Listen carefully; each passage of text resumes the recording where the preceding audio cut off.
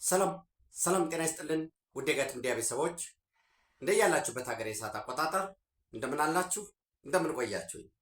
ዕለተ ረቡዕ ግንቦት 26 2018 በኢትዮጵያ ዘመን አቆጣጠር ሜይ 3 2026 በጎርጎሳውያን የዘመን ስሌት እንደቀደም ተከተል የጋት የውሎ አጫጭር መረጃዎች ከዚህ እንደሚከተለው ወደ እናንተ አድርሳለሁኝ። ዘወትር እንደምታደርጉት ዝግጅታችንን ላይክ አድርጉ፣ ሀሳብ አስተያየት አካፍሉ።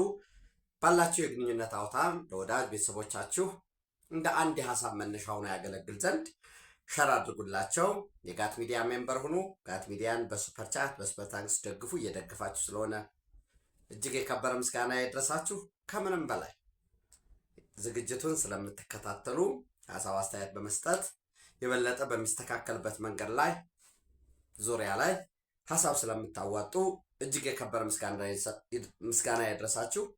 በትናንትናው ዕለት ወደ እናንተ በግል ስራ ምክንያት አልደረስኩም። እንግዲህ በምርጫ ዙሪያ ከትናንት በስቲያ ግንቦት 24 የኢትዮጵያ ሕዝብ በነቂስ ወጥቶ ይበጀኛል የራሱን ዛሬ የልጆችን ነገ ከዛም ባለፈ አሁን ያለውን ዝም ብሎ ምርጫ ብቻ ኢትዮጵያ ውስጥ ያለው የምርጫ የመንግስት የመቀየር ወዘተረፈ ጉዳይ ብቻም ሳይሆን ሚዲያዎች በተለይ ወደረኞቻችን የተረባረቡት ጉዳይ ስላላቸው ነው።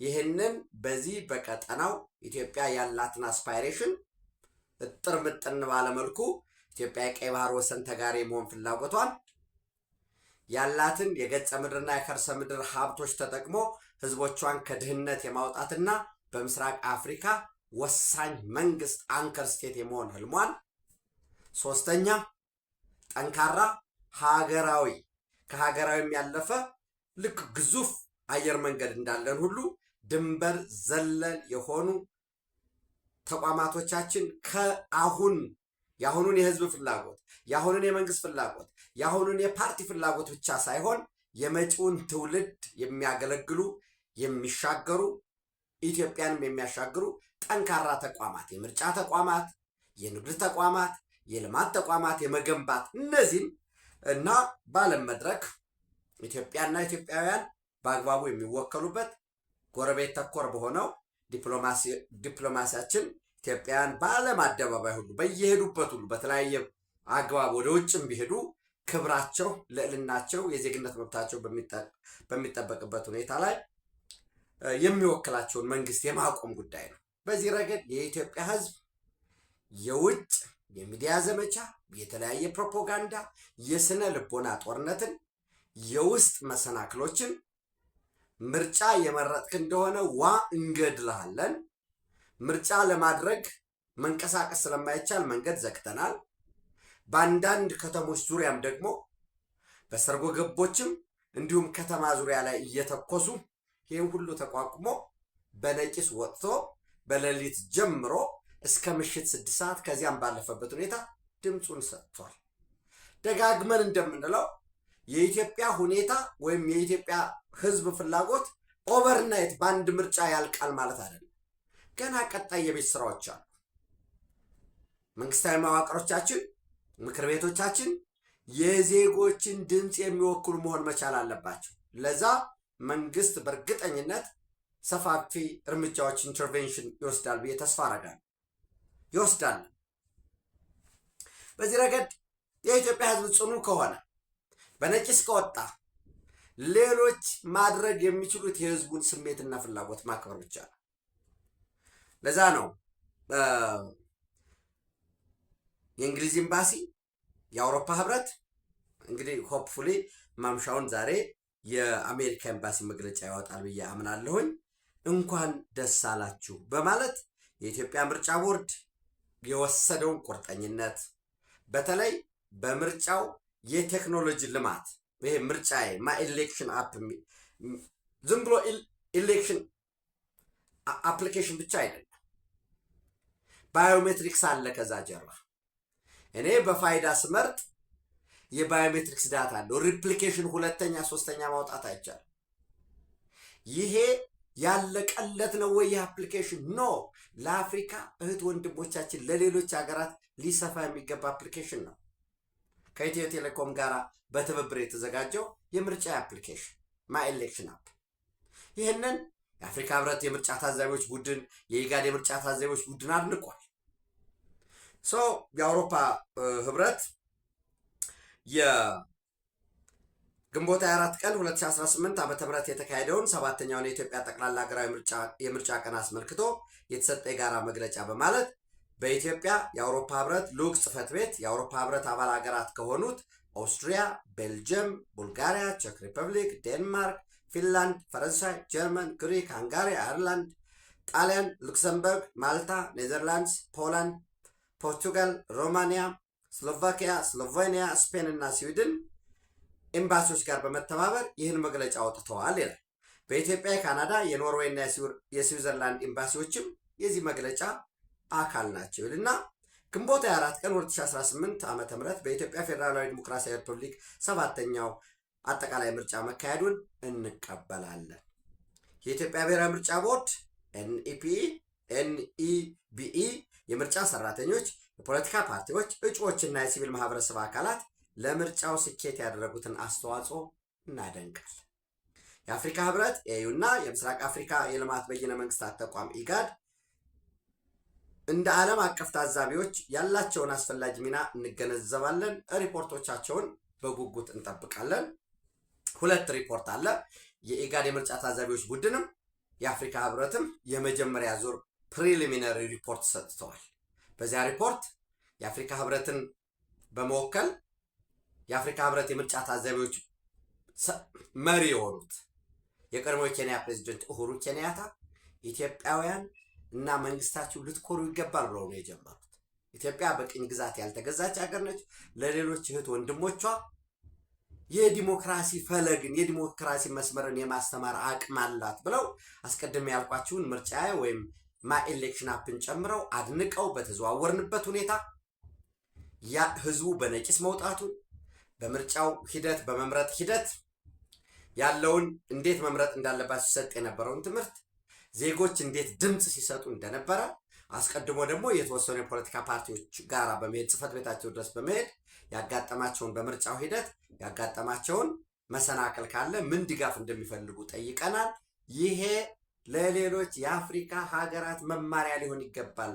የአድዋ ድል ባለቤት የሆናችሁ እናንተ ኢትዮጵያውያን ላስመዘገባችሁት ድልም በዚህ ምርጫም ልትኮሩ ይገባል ብለዋል። በተመሳሳይ የኢጋድ ሪፖርትም ተመሳሳይ ነው። የቀድሞዋ የኡጋንዳ ምክትል ፕሬዚደንት ናቸው መሪ የሆኑት። ምንድን ነው የሚለው ሪፖርቶቻቸውን በጉጉት እንጠብቃለን ብሎ ግንቦት 24 ቀን 2018 ዓ.ም ምርጫ ማካሄድ ያልቻሉ ሁሉም የምርጫ ክልሎች በቀጣይ ምርጫ ማካሄድ እድል እንዲያገኙ ተስፋ እናደርጋለን ይላል። የትግራይ ክልል 38፣ አማራ ክልል 8 እነዚህ እንዲሁም በምርጫ ጣቢያ ደረጃ በተለያየ ምክንያት ያን ያህል ለምርጫው ለውጥ የሚያመጣ ከሆነ ከቀረው አንጻር ጋር አንዳንድ ያልተከናወኑ ጣቢያዎችን ካሉ እነዛ የሚመርጡበት እድል መመቻቸት አለበት። የትግራይ ክልል ኦብቪየስሊ ይታወቃል፣ ከፕሪቶሪያ ጋር የሚያዝ አለ። አጨቃጫቂ የሆኑ ቦታዎች የወልቃይት ጠገዴ፣ ሰቲት ሁመራ፣ የራያ ባላን ጨምሮ እነዚህ ቦታዎች ደግሞ መፍትሄ አግኝተው በቀጣይ ባጠረ ጊዜ ምርጫ እንዲደረግ ዜጎች ደግሞ ፍላጎቶቻቸውን እንዲገልጹ ይጠበቃል።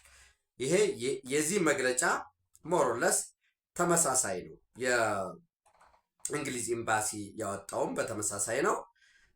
በኢትዮጵያ እንግሊዝ ኤምባሲ፣ ብሪቲሽ ኤምባሲ አዲስ አበባ፣ ዩኬን ኢትዮጵያ ምንድን ነው የሚለው? ዊ ኮንግራጁሌት ዘ ናሽናል ኤሌክሽን ቦርድ ኦፍ ኢትዮጵያ ኦን ዘ ኮምፕሊሽን ኦፍ ዘ ቮቲንግ ስቴጅ ኦፍ ዘ ሰቨንዝ ጀነራል ኤሌክሽን ኢን ኢትዮጵያ ሄልድ ኢን ዞዝ ኤሪያስ ዌር ኢት ዋዝ ፖሲብል ይላል። ምርጫ ማካሄድ በሚቻልባቸው አካባቢዎች የኢትዮጵያ ብሔራዊ ምርጫ ቦርድ ምርጫውን በስኬት በማጠናቀቁ አድናቆታችንን እንገልጻለን ይላል። ዊ ኮሜንድ ብሎ ነው የሚጀምረው። ዊ ኮንግራጁሌት እንኳን ደስ አላችሁ ብለን እናደንቃለን ይልና ዊ ኦልሶ ኮሜንድ ኦል ዘ ካንዲዴት ሁ ፑት ዘምሰልቭስ ቱ ዘ ፐብሊክ ቮት ራሳቸውን ለውድድር ያቀረቡ እጩዎችን፣ ዘ መኒ ሲቪል ሶሳይቲ ኦብዘርቨርስ የሲቪል ማህበረሰብ አቀፍ ታዛቢዎችን፣ ቮለንቴርስ ሲያስተባብሩ የነበሩ በጎ ፈቃደኞች፣ ኤሌክሽን ኦፊሰርስ የምርጫ ኃላፊዎች፣ ሰራተኞች and all those who gave their time to make this election possible ይላል። መራጮችን ጨምሮ በሌሊት ተነስተው ጊዜያቸውን ወስደው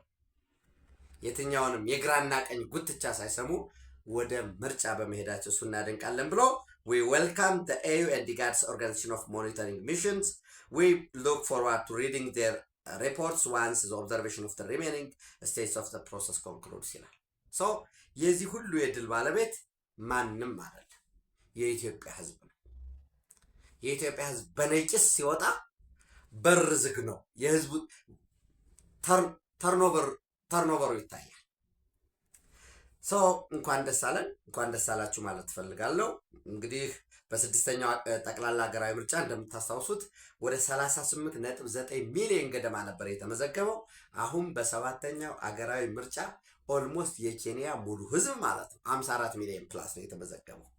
በዚህ ውስጥ 170 የሀገር ውስጥ የሲቪል ማህበረሰብ ታዛቢዎች ከማስተባበር ጀምሮ ስልጠና ከመስጠት ጀምሮ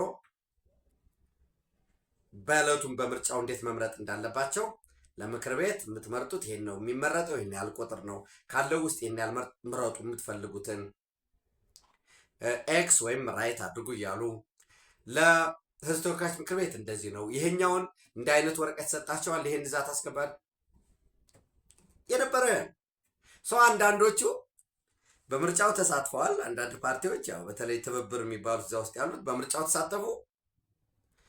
የተዘጋጁት በምርጫው አንሳተፍም ለማለት ነበር። በምርጫው ተሳትፈው ገና ቆጠራው ባልተካሄደበት ደግሞ ዝርዝር ሪፖርት ስታወጣ በዚህ የምርጫ ክልል ታዛቢዎቻችን እንዲህ አይነት ችግር ገጠማቸው፣ በዚህ አካባቢ እንደዚህ ምርጫው እንዲገጠመው ይሄ እንደዚህ ዝርዝር ሪፖርት አወጣተ ለህሌና ለአባላት ለህሌናቸው ለድርጅታቸው ታሪክ እና ደግሞ ነገ ህዝቡ ምን ይለናል የሚባለው ቀርቶ አትርሱን። በቃ ዝም ብሎ አሁን የኢትዮጵያ ህዝብ ብለው የሚያስቡት ምንድነው? እነዚህ ሰዎች እነዚህ ደቃቃዎች በቃ ስለነሱ የሚጨነቅ ዓለም ሁሉ ምን አሉ ምናምን መስላቸው በራሳቸው ናርሲስቲክ ፐርሰናሊቲ ዲስኦርደር ውስጥ በራሳቸው ፍቅር የወደቁ የሚያንቀጠቅጡ የሚመስላቸው ልክ ዝሆንና ትንኝ ሲሻገሩ ድልድዩ ሲነቃነቅ አያዝሆን ድልድዩን አነቃነቅ እንዳለችው ትንኝ በቃ ዓለም ሁሉ ስለነሱ የሚሰማ የለም። እንደዛ የሚባል ነገር ሰው መጀመሪያውኑ ማለት ሙሉ ለሙሉ ቢመረጡ እንኳን መንግስት የማይመሰረት አድርገው ስንት አካች ዘራፍ ሲባል ነው የነበር። ከዛ አሸንፈዋል አላሸነፉም፣ ተመርጠዋል አልተመረጡም፣ ይሁሉ ባልታወቀበት ሁኔታ በስማችን ምክር ቤት እንዳይገባ ማለት እንደማያሸንፉ እርግጠኛ ሆነዋል ማለት ነው። ያሸነፈ ቢኖራችሁ ለምሳሌ ወይ አይ ዶንት ኖ የሆነ ቁጥር ቢያሸንፍ ምን ማለት ይችላል ነበር? አሸንፈናል ነገር ግን አንገባም ማለት ይቻላል። እና አሉ መባልን አጀንዳ መሆንን አይኖ በፖለቲካ አጀንዳ ነው ወጭስ ጉዳይ ኢንፍሉዌንስ ነው መነጋገሪያ መሆን፣ ግን የህዝቡን ንቃተ ህሊና ዝቅ አድርገው የሚያስቡ ራሳቸው ዘገምተኛውን ሰዎች በፓርቲ ደረጃ ተሰብስበው ማውካካታቸውን ይቀጥላሉ። የኢትዮጵያ ህዝብ ግን ለነሱ አጀንዳ ያለው ሌላ ሰፋፊ የሆኑ እውነት ነው የምላቸው ሰፋፊ የሆኑ እጅን ባፍ የሚያስጭኑ ትልልቅ ፕሮጀክቶች አሉ። እሱን ለመቀልበስ እሱን ለመጓተት ነው ጥረት ሲደረግ የነበረው። እዩት የዴይሊ ኒውስ ዲኤንኤ የዴይሊ ኒውስ ኢጅፕትንም የተለያየ ኢጅፕት ኢንዲፔንደንትንም እዩት። ሱዳን፣ ኤርትራ፣ ሶማሊያና ግብፅ አንድ ላይ ሆነዋል።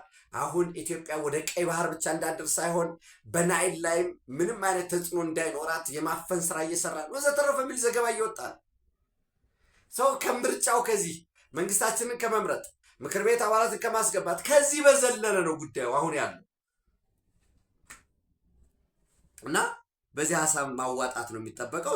ድሮ እንዳልኳችሁ ወደ 547 መቀመጫ አለው። ከዚህ ውስጥ በ501 ምርጫ ተካሂዷል። ከ38 የትግራይ 8 በአማራ ክልል አልተካሄደም።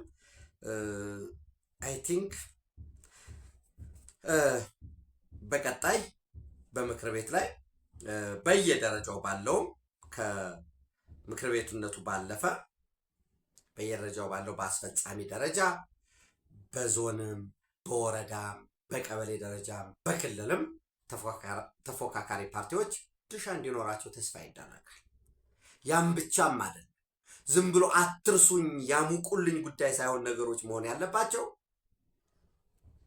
ነገም በተደራጀ መልኩ ይሄ ስህተት ተፈጥሯል፣ የአካባቢ እንደዚህ ነው ችግሩን ማሳየት ወል በተፎካካሪ ፓርቲዎች ሚና የለም። እኛ ችግር ማሳየት ነው መፍትሄ መጠቆም አይጠበቅብንም ከተባለ እንኳ ቢያንስ ችግሩን በደንብ አርቲኩሌት እያደረጉ እየሞገቱ ከዘንድሮ ከሰባተኛው ምርጫ ትምህርት ወስደው በስምንተኛው ምርጫ በዘጠነኛው ምርጫ በጋራ ሰብሰብ ብለው እንዴት እናድርግ የሚል እንጂ ዝም ብሎ እያጭበረበሩ ለመሄድ መሞከር የትም እንደማያደርስ የኢትዮጵያ ሕዝብም ዛሬ እዛ ካሉት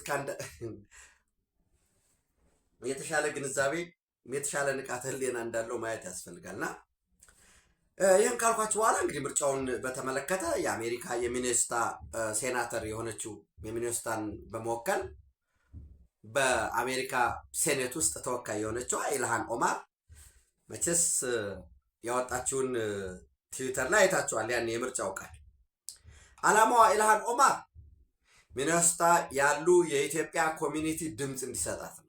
ሌላ ነገር የለው። ከዚያ በዘለለ የኢትዮጵያ ህዝብ ምርጫ አሳስቧት ወይ የኢትዮጵያ መንግስት እሷን ሰምቶ ምርጫውን ላንብብላችሁ ብዬ ነው ያለችው። The people of Ethiopia deserve the right to choose their own future። እውነት ነው። የኢትዮጵያ ህዝብ የመጻኢ ዕጣ ፈንታውን የመምረጥ መብት አለው። እውነት ነው። ለዛ ነው ምርጫ አይደረግም እያሉ የሁሉ መስዋዕትነት ተከፍሎ በብልሃት በጥበብ ምርጫ የተደረገው።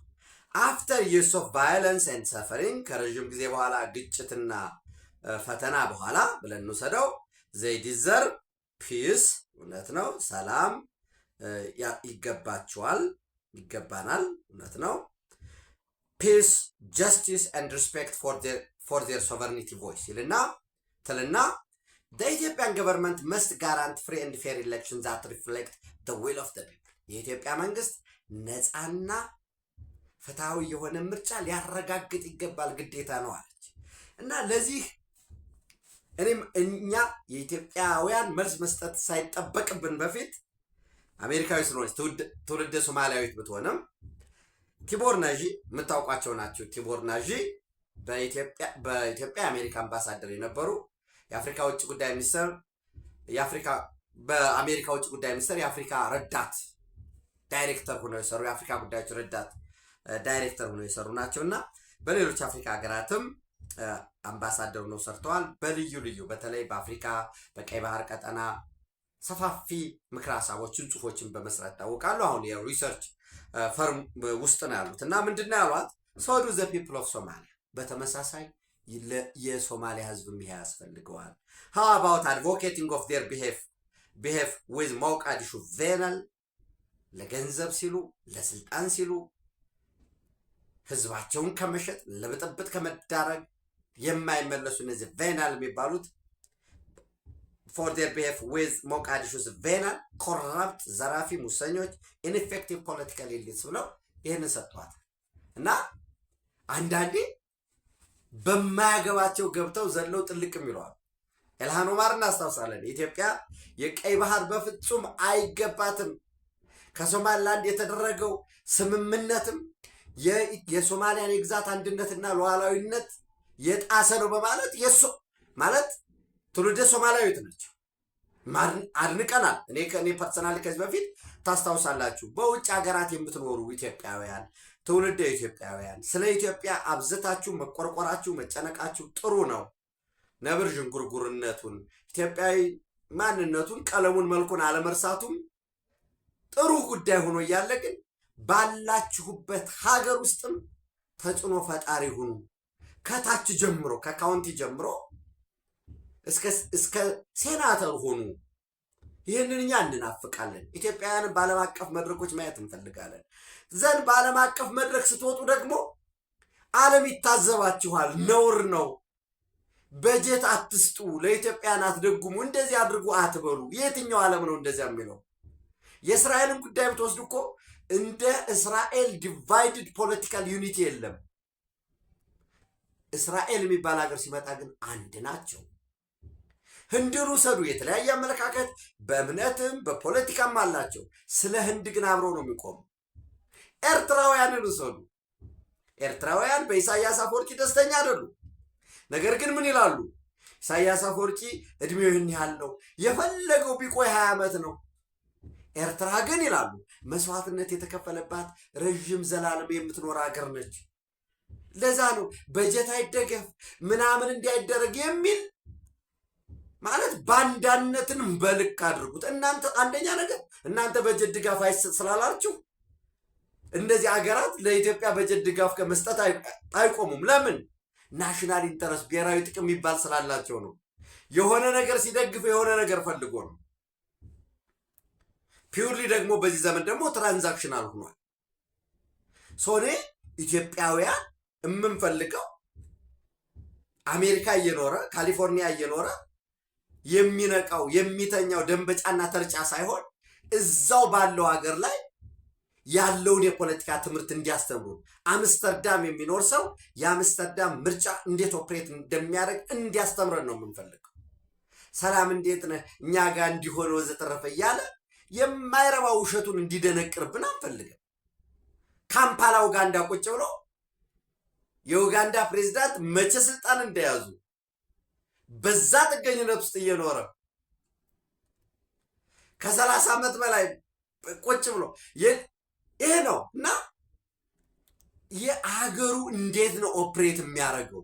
አስተምሩ ስለ ዲሞክራሲ። ምርጫ እንዲህ ነው የሚደረገው ከስዊዘርላንድ አንጻር፣ ከሆላንድ አንጻር፣ ከአሜሪካ አንጻር ወይ አውስትራሊያ ያለው የምርጫ ሂደት ይህን ይመስላል። እንደዚህ ነው የሚቀሰቅሱ። እናንተ የምትቀሰቅሱ የፖለቲካ ፓርቲዎች ለምን ጊዜ አነሰን በሚል ብቻ ትጨነቃላችሁ? ዩቲዩብ ላይ እንደዚህ ማድረግ ትችላላችሁ። ፌስቡካችሁን እንዲያርጉ በምርጫ ቅስቀሳ ወቅት ደግሞ እንዲህ አይነት ወጣቱን ካቻፕ የሚያደርግ ቲክቶክ ወዘተረፈ ብለው የሌሎችን ሀገር እንዲያስተምሩ ነው የምፈልገው። ግን ብዙዎቹ አምሶሪ የደንበጫ ሊቀመንበር ማን ሆነ የሚለው የሚያስጨንቃቸው በሀገራቸው በሚኖሩበት ሀገር፣ አንዳንዶቹ ዜግነት ባገኙበት ሀገር ግን የፖለቲካ ተሳትፏቸው እምብዛም የሆነ ኢትዮጵያ ውስጥ ግጭት ሲኖር ደም ሲፈስ ውስጥ የሚጠጡ፣ ግጭት ሲኖር አጥንት ሲከሰከስ ዳቦ የሚበሉ የእነሱ ልጆች በሌሊት ተነስተው ተሸክመው ትምህርት ቤት አስገብተው ስለ ትምህርት ቤት ውጤታቸው ልጄ ተመረቀ ኮሌጅ ጨረሰ እንዲሆነ ብሎ ፕሮግራም የሚያቀርቡ፣ እዚህ ግን ትምህርት ከነጻነት በኋላ ይደርሳል እያሉ ምስኪን የሀገራችንን ሕዝብ እንዲባላ የሚፈልጉ በሞቱ ንግድ የሚፈልጉ ዘላቂ መፍትሄ ሳይሆን በቃ ይህን ሞት መሰረት አድርጎ ብጥብጥ ይመጣል ብለው የሚያስባሉ። በዚህ ረገድ ኢልሃን ኦማርን እኛ ለኢትዮጵያውያን መማሪያ ነች። የሌሎች ሀገራት በሙሉ ሄደው በሚኖሩበት ሀገር ተላምደው ቋንቋውን፣ ባህሉን፣ ኤቭሪቲንግ ለምደው ከፍ ያለ ተሳትፎ አላቸው። ኢትዮጵያውያንም እንዲሆኑ ብለናል እና ብያለሁ። ቢያንስ ኢልሃን ኦማር የሚኒስታ ከፕሬዚደንቱ ጋር የሚኖራትን ግብግብ ታያላችሁ እና ነገ በነገራችን ላይ ነገ ጁን 4 እጅግ ከፍተኛ የሆነ ምናልባት በእነሱ አጠራር በሞቃዲሾ ውስጥ ምንድን ነው ጠንካራ ሰልፍ ይደረጋል። የተቃውሞ ሰልፍ በምርጫ ምክንያት። በዚህ ጉዳይ ላይ ኢልሃን ኦማር የምትለው ነገር የለም እና ሌላው ቤት እጇን ሰዳ ለማብካት ነው የፈለገችው። አይነው ምን እንደፈለገች በምርጫው ላይ ይኸው ድምፁኝ የላቸዋለሁ እኮ ኢትዮጵያን ድምፅ ስጡ ለማለት ነው። ሆፕፉሊ የሚኒስታ ኮሚኒቲም ለእኛ ድምፅ ሆናለች። በትዊተር እንዲህ ብላለች፣ ድምጿን እንስጣት እንዲል ተፈልጎ ይመስለኛል። እኔ በእነሱ ሀገር የምርጫ ስርዓት ጣልቃ መግባት ባልፈልግም ቲንክ ቢበቃት እና ከምርጫ ብትወድቅ እኔ ወድቃ ማየት ፈልጋለሁ። ያኔ የኢትዮጵያ የባህር በርን ጥያቄ እንዴት ስታጥጥ እንደነበር ወይ ለሶማሊያ ነፃነት አንድ መቆም ነገር ኖሮ ለትውልዷ ተወለድኩበት ለምትለው ሀገር መልካሙ ነው። ኢትዮጵያን በዛ ደረጃ ማዋረድ ረዲኩል ማድረግ አስፈላጊ አልነበረም የሚል እምነት አለኝ። ዞሮ ዞሮ ቲቦር ናጂ በደንብ ነግረዋታል። የሶማሊያ ህዝብ ሳያስፈልገውም ወይ የምትዩ ነፃ ገለልተኛ የሆነ አሳታፊ የመጻኢ ዕጣ ፈንታውን የሚወስንበት በማለት ነግረዋታል።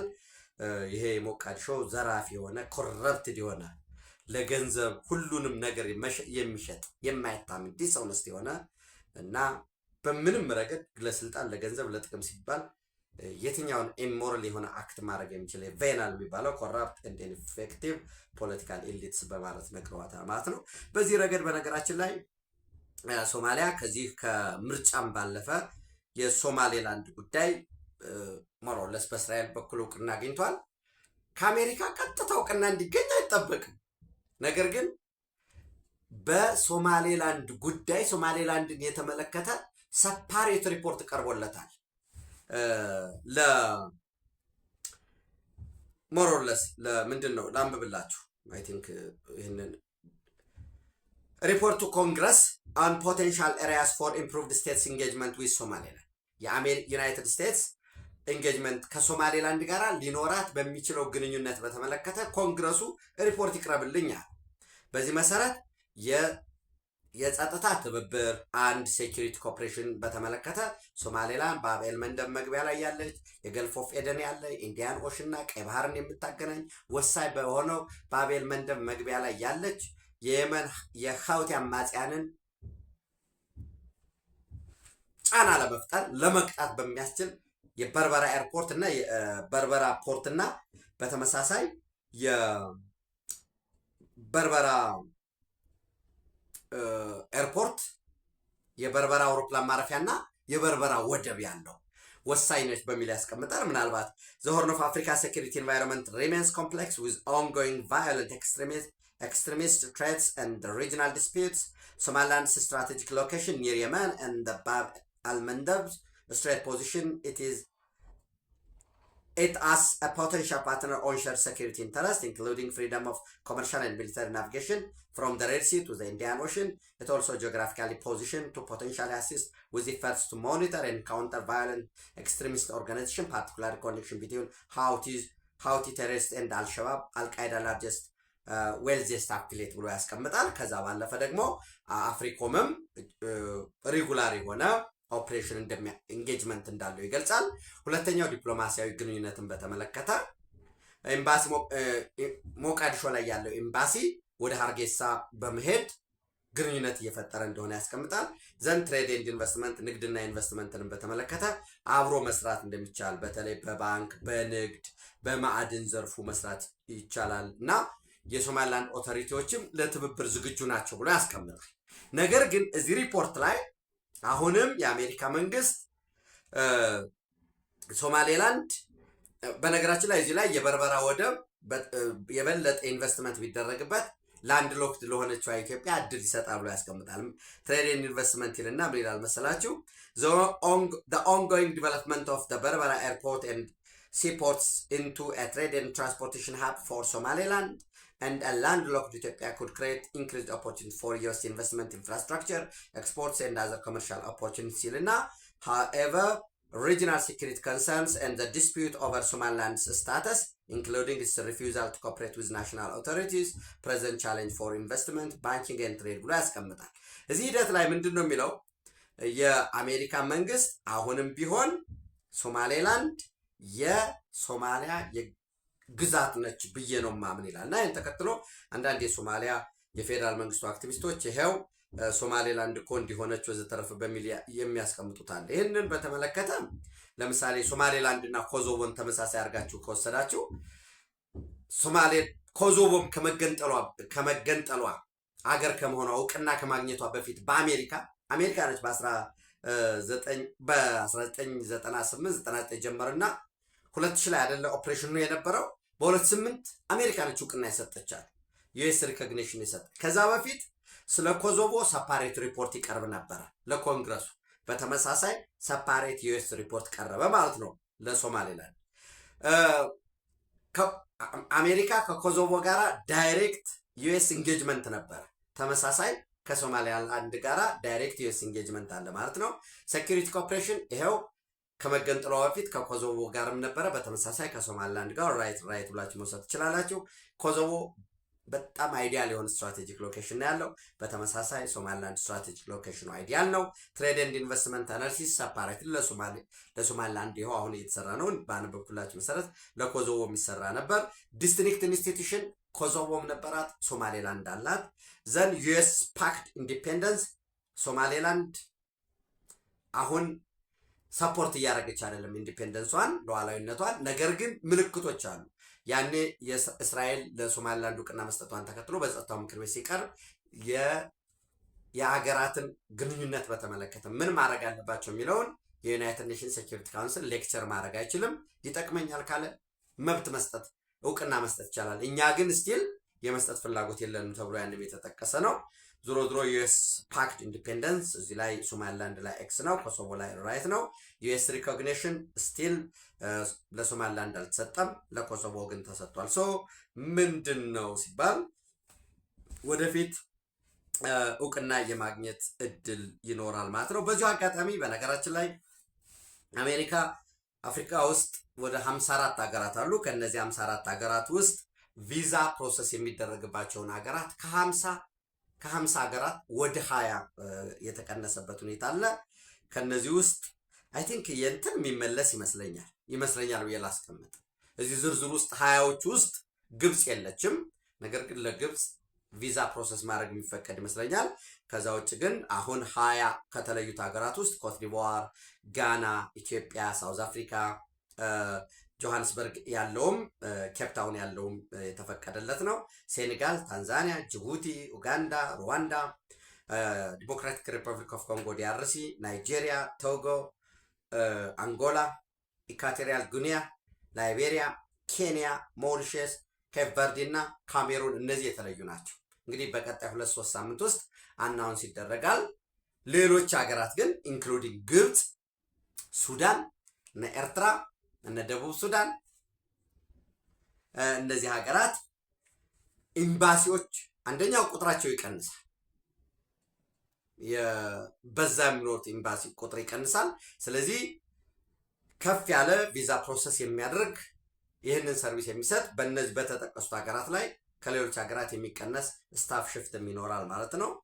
ሶ ኤርትራውያን፣ ሱዳን፣ ደቡብ ሱዳን የቪዛ ጉዳይ ፕሮሰስ ለማድረግ ወይ ወደ ጅቡቲ መሄድ መቻል አለባቸው፣ ወይ ወደ ኬንያ አሊያ ወደ ኢትዮጵያ ወይ ወደ ሌሎች ሀገራት መሄድ ይጠበቅባቸዋል ማለት ነው። አይ ቲንክ በዚህ ረገድ ኢትዮጵያ አይዲያል ነች። የኢትዮጵያ አየር መንገድ ከአስመራ ውጭ ወደ ሁሉም ስለሚበር ማለት ነው። እንዳልኳችሁ አስቀድሜ ከጠራኋቸው ሀገራት ውስጥ በሌሎች ሀገራት የቪዛ ቃለ መጠይቅ፣ አሻራ የመስጠት ሂደት፣ ገንዘብ የማሳስ ከ$15,000 ወዘተረፈ እነዚህ ሂደቶች አይኖሩም ማለት ነው። ይሄ በወሳኝነት ወደ ሌሎች ሀገራት እየሄዱ ስደተኞች እና በተለያየ መንገድ በትምህርትም በጉብኝትም እየሄዱ በዛ እየቀሩ ያንን ህገወጥ ስደተኞችን ለመመለስ የሚወጣውን ወጪ ለመቀነስ ይሆናል ማለት ነው። ስለዚህ እነዚህ 20 ሀገራት ወሳኝ አሜሪካ ሀቦች ይሆናሉ። ዲፕሎማቲክ ሀብ ወይም የዲፕሎማሲ ማዕከላት ይሆናሉ። ኢትዮጵያ የአፍሪካ ህብረት መቀመጫ ነች። የተባበሩት መንግስታት ተቋማት ኢሲኤን ጨምሮ ያሉበት ወሳኝ በዓለማችን የዲፕሎማሲ ከተማ 3ኛ ነች እና ከዋሽንግተን ከጄኔቭ በመቀጠል አዲስ አበባ ነች። ይሄ ወሳኝ በመሆኗ ይህንን ፕሪቪሌጅ ማግኘታችን ሌሎችም ወደዚህ የሚመጡበትን ሁኔታ ይኖራል ማለት ነው። እንግዲህ የቪዛ ቱሪዝምም ሊኖር ይችላል በነገራችን ላይ እና ይህን ካልኳችሁ ቀጣዩ ወደ መካከለኛው ምስራቅ ስንሄድ እንግዲህ የእስራኤል፣ ሄዝቦላ፣ ሊባኖን ያው ሄዝቦላ ሲባል በነገራችን ላይ ኢራን ብላችሁ ሰዱት። የሊባኖስ መንግስት ያለው መከላከያ ኃይል ከሄዝቦላ አንጻር ሲታይ የለም ማለት ይቻላል። ሊባኖስ ክላሽንኮቭ እንኳን ያለው ሰራዊቱ የሊባኖስ መከላከያ ኃይል አነስተኛ ነው። ኢመደበኛ የሆነው ሄዝቦላ ግን ሚሳይሎች፣ ሮኬቶች፣ ድሮኖች፣ ካሚካዚ ኤቭሪ ሶፊስቲኬሽን በፋይናንስ ራሱን ይቻላል።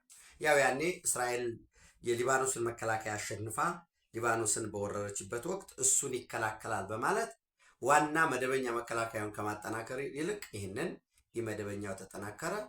ኢራንን ጨምሮ ከእስራኤል አጌንስት የሆኑ አካላት የሚረዱት የሚደግፉት ሆኖ ዛሬ እሱን ለማጥፋት እሱን ትጥቅ ለማስፈታት ሲባል ሊባኖሳውያን ዋጋ እየከፈሉ ነው ያሉት። የተጠናከረ እርምጃ እስራኤል መውሰዷን ተከትሎ ከአሜሪካ በኩል ቅራኔዎች እንዳሉ የሚዲያ ሪፖርቶች ይወጣሉ። በተለይ ኢራን የኔን እጅ ነው ሄዝቦላ መነካት የለበትም ማለት ነው። በሌላ መልኩ ከዛ ጋር የተያያዘ ጉዳይ አለ። ዘንድ የዩናይትድ ስቴትስ ኦፍ አሜሪካ ኢራን ስንል አሁንም መሀል ላይ ማንን ማሰብ መቻል አለብን? እስራኤልን ማሰብ አለብን። እስራኤል ሊባኖስ ስንል ሄዝቦላ የኢራን ጉዳይ ነው ብለን ማሰብ መውሰድ አለብን።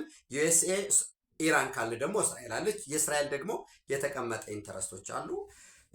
እንግዲህ በዛሬው ዕለት ኢራን የባህሬን እና የኩዌት ላይ ጥቃት እንደሰነዘረች በተለይ ወደ ኩዌት የተላከ ጥቃት የኩዌት ዓለም አቀፍ የአውሮፕላን ማረፊያ ላይ አርፎ ተጓዥ መንገደኞች ላይም በነዛ እየተጠባበቁ እየነበሩ ባሉት ላይ ጉዳት መድረሱን ነው እየተገለጸ ያለው። በተመሳሳይ አሜሪካም ይሄ ቄሽም የሚባሉት የምትባለው ደሴት ላይ ያለ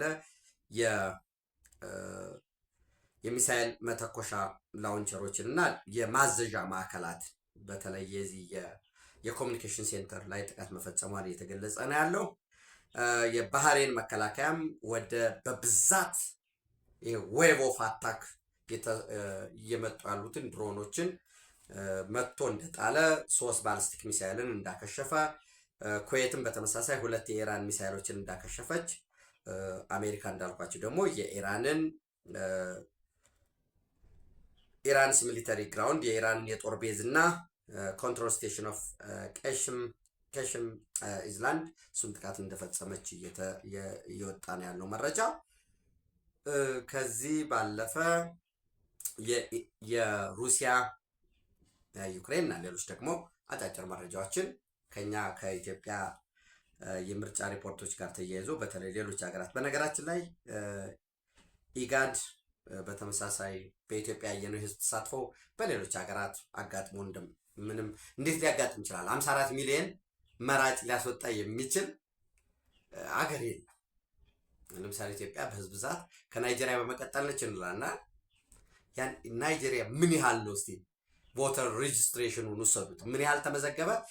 ተርናውቱ ደግሞ የተመዘገበው ይህን ያህል ነው፣ መራጩ ይህን ያህል ማለት የመረጠው ሲካፈል ለተመዘገበው ስታደርጉ ቮተር ተርናውት ሬት ወይም ሁሉ ስታዩት እጅግ በጣም አኩሪ ነው። ኢሰመኩም በምርጫው የተገኘውን ውጤት አድንቋል። ይሄ በዜጎች በነቂስ ወጥተው መምረጣቸውን ጽንፈኞች ምርጫ አይደረግም ብለው ሲዝቱ የነበሩ ጽንፈኞች ሳይቀሩ የአማራን ህዝብ ለምሳሌ እየወጡ በጣም የሚያንቋሽሽ ንግግር እየተናገሩ እንዴት ትክዱናላችሁ፣ እንዴት ምርጫ ታደርጋላችሁ ዘተረፈ የሚሉ ባለው ችግር በዚህ በኑሮ ውድነቱ በምኑ ከስራ እንዲነጣጠል ተደርጎ ልጆቹ ከትምህርት ቤት እንዳይሄዱ አምቡላንሶች ተቀምጠው ተወስደው እንደገና ወደኋላ ወደ ወሳንሳ በእንጨት ተሸክመው ወደ ጤና ጣቢያዎች ደግሞ ለዚህ የጽንፈኛ ቡድኖች ካምፑ ነው እና ይህን ሁሉ መከራ ይዞ እንኳን እነዚህን ዘራፊዎች ባኖረ በቃችሁኝ ሲባሉ እንኳን ራሳቸው የተናገሩት የውሸት ፕሮፓጋንዳ ስራ እንዲህ አድርግ እየተባለ ያለበት ሁኔታ ነው ያለው። በህወሓት አክቲቪስቶች በኩል በነገራችን ላይ የኢትዮጵያን አንገብጋቢ ወቅታዊ ችግር ለመፍጠር የኢትዮጵያ ታጣቂ ኃይሎች ቲዲኤፍ፣ ፋኖ፣ ኦነግ ሸኔ ወይም ወቦ፣ አጉጉሞ ያፋረው ታጣቂ ማለት ነው፣ የጉምዝ ታጣቂ፣ ጋምቤላ የጋራ ትብብር በቅርቡ ይፋ ይደረጋል ይላሉ። ወደ 9 ታጣቂዎች መቀሌ ላይ ተሰብስበው ነበር። መች ተነጣጥለው መጀመሪያስ እነዚህ በሙሉ ስማቸው የሚጠሩት ያው ቲዲኤፍ ነው። ፋኖ ታዲያ የህወሓት አይደል? መጀመሪያውንስ የአማራ ህዝብ ጭምብል ነው እንጂ የሚታዘዘው የሚሰለጥነው የህወሓት ጉዳይ ለማስፈጸም ነው። ትጥቅ ገባሁኝ ያለበትን ጉዳይ ትተውን ከህወሓት ጋር ማለት በፕሪቶሪያ ስምምነት የህወሓት ህልውና ተከብሯል ብሎ ወጥቶ አሁን ህወሓት አዝየው ወይም አዝሎኝ ይገባል ብሎ ተስፋ እያደረገ ተባበረ አልተባበረ መጀመሪያውን ሳንዳል ኦነግ ሸኔ ያኔ በሰሜኑ ጦርነት ወቅት ተፈራርመናል አብረናል ወዘተረፈ ሲባልለት የነበራል ተለያይቶ ነበር። አጎጉሞ የሚባለው የት ነው ያለው? ኦቤስሊ እና ይህንን እንደ አዲስ አድርገውን የለም ኦነግ ሸኔ አብረን እንሰራለን ይላል ፋኖ። ግን ኦነግ ሸኔ ይሄ ጥቃት ሲፈጽም ዝም ይላል። ራሱ ደግሞ ኦነግ ሸኔ ደግሞ ፋኖ ደግሞ ጥቃት እንዲፈጽም ያደርገዋል። ይህንን እየተባበሩ ከህዝቡ እንዳይነጠሉ ለምሳሌ ኦነግ ሸኔን ሙሉ ለሙሉ አንቅሬ ተፍቼዋለሁኝ እንዳይል ህዝቡ ፋኖ ጥቃት እንዲፈጽም ያመቻቻል። ወይንም ራሱን ጥቃት ይፈጽምና ፋኖ ነው የፈጸመ እንዲል ያደርጋል። ከዛ እንዴ መንግስት ማንዴ ካላረገደን ወዘተረፈ ይህንን አብረን እንደግፍ ይባላል። ኤንዌይስ ይህንን የኢትዮጵያ አንገብጋቢ ወቅታዊ ችግር ለመፍታት በጉጉት የሚጠበቅ ዜና ነው። 9 ነው ተሰብስበዋል። የ9 ታጣቂ ድርጅቶች ምንም አዲስ ነገር አለ። እንትኖችን ረሱት እንዴ? የአገው ዲሞክራሲያዊ ንቅናቄ የሚባለው የታጣቂ የቅማንቱ ተረሳ። እነዚህም መጨመር አለባቸው እና 9 ነው ተሰብስበዋል። ለዘመነም በዛው በስብሰባው ውስጥ ነው የነበሩ ሌሎችም ይታወቃሉ እና እነዚህ ኃይሎች ጥቃት ይፈጽማሉ። ህዝባችንን ምንም የማያውቅ ምስኪን ላይ የተለያየ ጥቃት ያደርሱና መልሰው ህዝብን እንደዚህ አድርገን ወዘተረፈ በቃ መንግስትን እንጥላለን። ይሄ ተብሎ ተሞክሮ ለባለፉት ኦልሞስት 60 ዓመት ተሞክሮ ውጤት ያላመጣውን ሞክራሉ። በተመሳሳይ መንገድ እየሄዱ የተለየ ውጤት ለማምጣት ማለት ነው። የኢትዮጵያ ሰብአዊ መብት ኮሚሽን ኢሰመኮም ምርጫው 7ኛው ጠቅላላ ምርጫ ሰላማዊ፣ አሳታፊ፣ ዲሞክራሲያዊና አካታች እንደነበረ ጠቅሷል። ሪፖርቱን ለመገናኛ ብዙሃን ያቀረቡት ኦፍኮርስ ትናንት የተዘገበ ነው። የዋና ኮሚሽነር ብርሃኑ አዴሎ አቅርበዋል። ኢትዮጵያ ምርጫ ብቻ አይደለም የሚያደርጋቸው በቀጣይ 5 ዓመታት ስለ እውነት እላችኋለሁ የኢትዮጵያ አጠቃላይ ፖለቲካል ላንድስኬፕም የኢኮኖሚ ሁኔታችንም በቀጠናውም ባለው ብዙ የሚቀያየሩ ነገሮች ይኖራሉ። በዚያ በሚቀያየረው እድሜ ጤና ሰጥቶን ለማየት ያውቃል። ተጨማሪ መረጃዎች በጋት ዕለታዊ ምሽት ወደ እናንተ አቀርባለሁ። ቴንክ ዩ